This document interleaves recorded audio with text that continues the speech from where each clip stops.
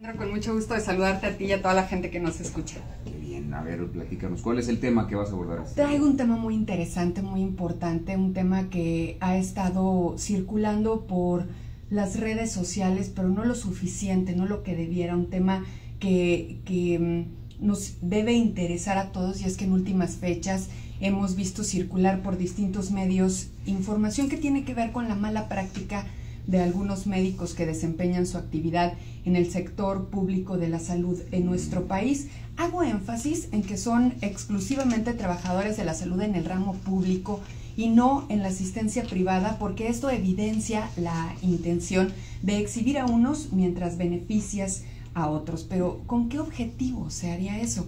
Para ahondar en lo anterior, debemos saber que actualmente existe un interés por modificar el artículo 4 de la Constitución y la Ley General de Salud con el fin de crear un sistema único en el que se homologuen instituciones como el IMSS o el ISSSTE con el Seguro Popular, lo que significaría una reducción en las prestaciones de atención médica y seguridad social para alrededor de 800,000 personas y sus familias. Es importante también decir que son personas que aportan y que trabajan todos los días para tener un sistema de salud óptimo que les garantice ser atendidos en cualquier enfermedad, y hoy está en incertidumbre ese sentir.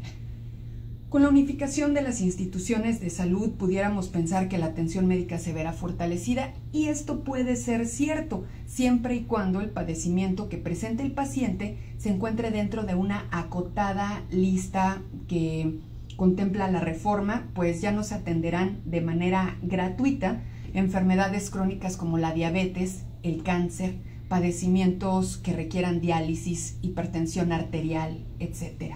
Los medicamentos, así como las cirugías, ahora tendrán un costo, por ejemplo, mientras las medicinas ahora solo se otorgarán cuando sean enfermedades dentro de un cuadro muy básico como dolores de cabeza, diarrea, gripa.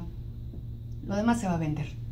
Es decir, esta reforma pretende abandonar el esquema en el que el Estado, a través de los impuestos y las cuotas obrero-patronales, aporten el costo médico total de la atención que recibe el paciente en los hospitales públicos, para pasar a un sistema privado en el que ahora el ciudadano deberá pagar directamente a un particular por los servicios de maternidad, de salud, hospitalarios, médicos y de riesgos de trabajo, adquiriendo con alguna empresa privada una póliza de seguros que responda por estos gastos médicos, de tal forma que quien más pague, mejor será atendido.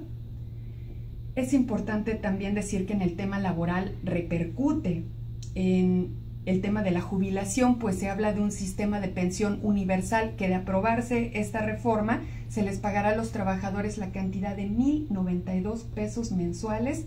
por una vida de trabajo al servicio del Estado.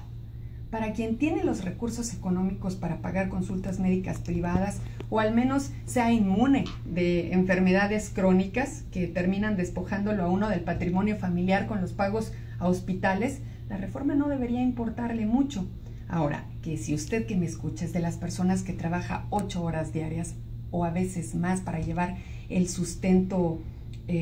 a su casa todos los días, o es derechohabiente de estos sistemas, o no tiene asistencia médica, o trabaja en el ramo médico, esto debería de interesarle y mucho. Se lo digo porque en este proyecto de ley citado claramente se están plasmando políticas que urgen de la atención del pueblo mexicano.